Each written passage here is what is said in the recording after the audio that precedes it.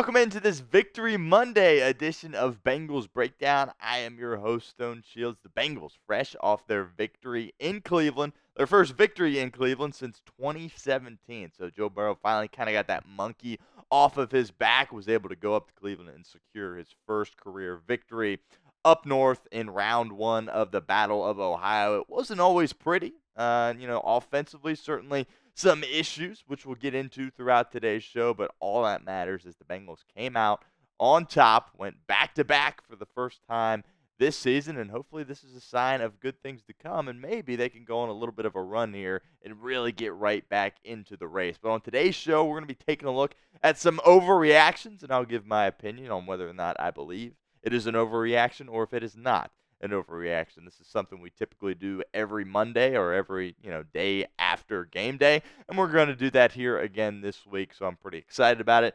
Hope you guys will stick around with us throughout the entirety of today's show. But before we get into that, make sure you guys give me a follow over on Twitter. Only have 10 or so days left in the month, trying to get to 500 followers on Twitter. That was the goal for October.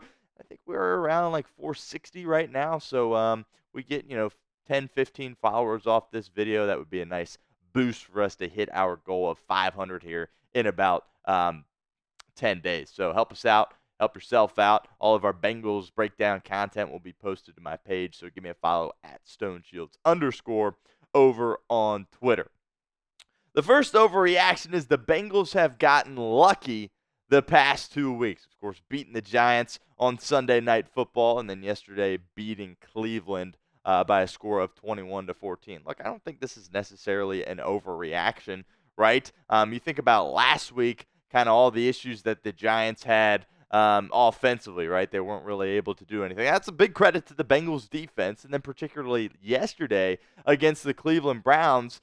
That Cleveland team just kept shooting themselves in the foot time after time after time again. Obviously, they had 3 quarterbacks play, but how many illegal formation penalties did they have, or illegal shifts where they would get a positive play, and next thing they knew, they were looking at a 1st and 15 situation because they made a stupid penalty.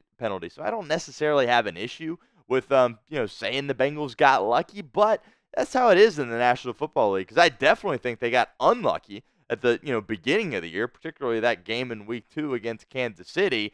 Didn't seem like they got any breaks to go their way in that game. So in the National Football League, it all kind of comes around. I think that's what you've seen over the past 2 weeks. Granted, the level of competition with Cleveland and New York certainly not that high, but I don't have an issue with saying they got a little bit lucky. That's what it takes in this. The margins are so slim in this league. You need a little bit of luck. They got lucky on the injury front, right, a couple of weeks ago with the Giants not having to deal with Kayvon Thibodeau, Malik Neighbors, or Devin Singletary. Certainly a break, but the Bengals took advantage of it, and that is what good teams do. So, all teams are going to have some luck throughout the season. The Bengals have been pretty fortunate over the past 2 weeks, and they've been able to take advantage of it.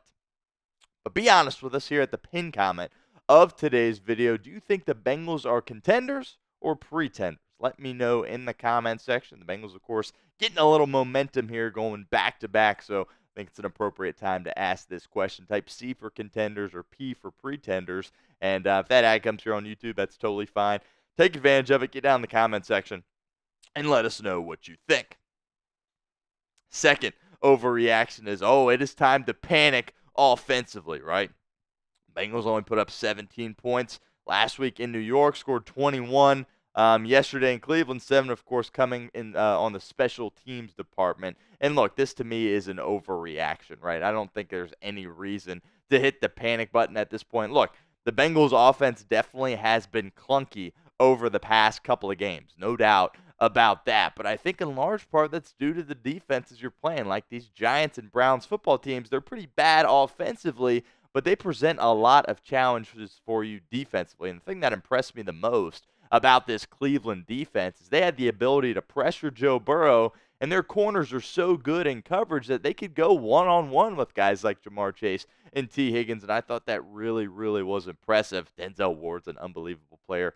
Newsome there, their nickel, who's also lined up on the outside a little bit, was great. Emerson's a solid player as well. So they just got really, really good DBs, and they're good at all 3 levels. That's something that we kind of talked about throughout the week leading up to this game. Now, I do think it is important to note that if you want to be one of the best offenses in the National Football League, which I think the Bengals have the ability to do, you got to be able to go out there and still execute against really good defenses, and we haven't seen that over the past 2 weeks. Jamar Chase and T. Higgins didn't necessarily light up the stat sheet, but I tell you what, man, they really, I think, are the reason that the Bengals were able to win this game. Some of the plays they made offensively were incredible. The T. Higgins touchdown, getting the yards after the catch there, shaking a tackle. I thought Jamar Chase, again, not lighting up the stat sheet, was brilliant in this game. Just the physicality. He showed up ready to go. He was fired up, and he was really playing with that chip on his shoulder, something that maybe lacked the first couple of weeks of the season. Really happy with how Jamar Chase and T. Higgins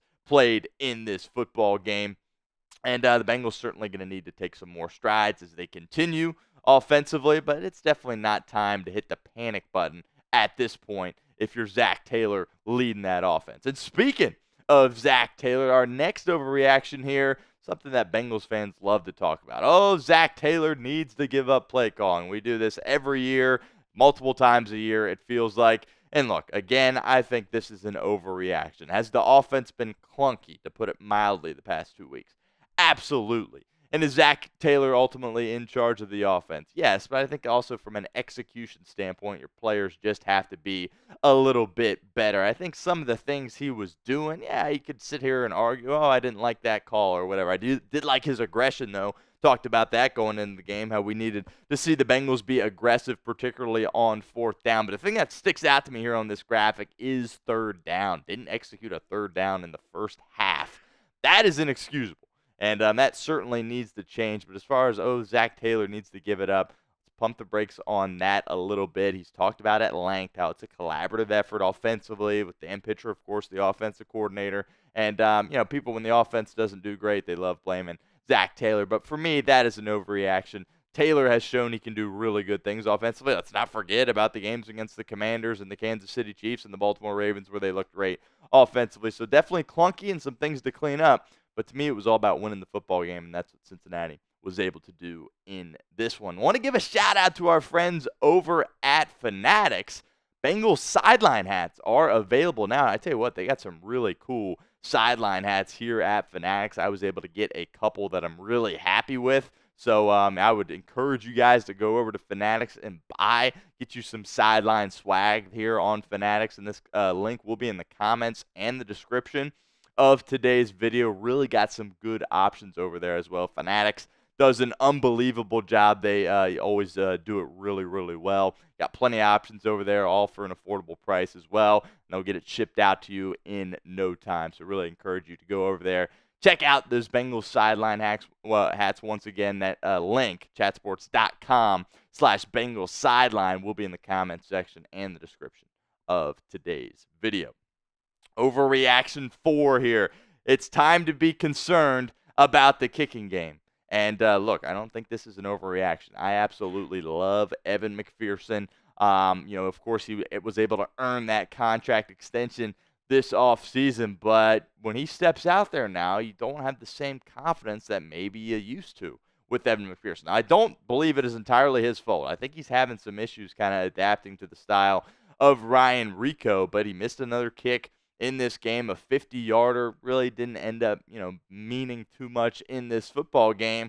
It was still a kick late in the game that he typically makes, and it didn't go in. Not sure if there was some issues, not getting the laces spun around or what have you, but there's a lack of chemistry between Ryan Rico and Evan McPherson, and that is very concerning, especially since Rico has done such a great job in the punting game. Of course, as a rookie for Cincinnati, maybe you need to look at trying a different holder if you're going to, continue to miss kicks like this. I find it really hard to believe that Evan McPherson just isn't as good as he used to be.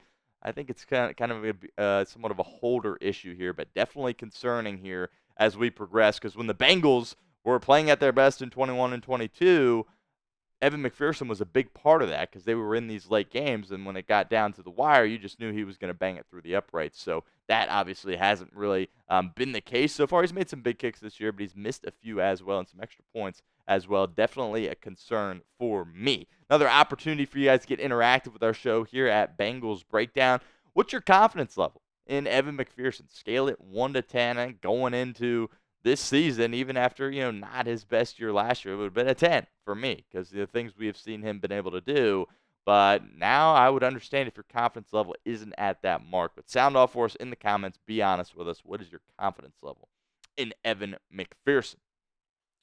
Last potential overreaction here is the Bengals are making the playoffs. And look, this is not an overreaction to me whatsoever. Again, the Bengals haven't played great the past 2 weeks, but they've played good enough to win. And speaking of those 2021, 2022 Bengals teams, what made them so good is when they didn't go out there and play their best football, they found ways to win. That's what championship level teams do. We see it all the time with the Kansas City Chiefs. Back when Tom Brady was playing for the Patriots, we saw it all the time as well. And that's something that we saw from Cincinnati over the past couple of years. And now we've seen it over these past 2 weeks. Granted, you're not playing the same level of competition that you necessarily were playing earlier with Kansas City and Baltimore, but no doubt they have been big wins. So taking a look at the AFC North standings right here, Baltimore obviously going to play tonight against Tampa on Monday Night Football, so we'll have a close eye on that. The Pittsburgh looked pretty good with Russell Wilson last night, but the Jets also might just be a dumpster fire. So I do think the Pittsburgh Steelers are going to fall back here at some point. But Baltimore, you got a Thursday night matchup coming up in a couple of weeks against those Baltimore Ravens. Ravens standing 4-2 again on Thursday night. A couple of weeks from now, they will be taking on the Baltimore Ravens on the road. Going to be a massive game. But these next two at home, very winnable. Philly looked good this weekend, but I don't think they're necessarily playing up to the standard a lot of people maybe thought going into the season. And obviously, Vegas is a very, very winnable game as well. So an opportunity here to go on a run, and I do believe the Bengals are going to find a way to make the postseason.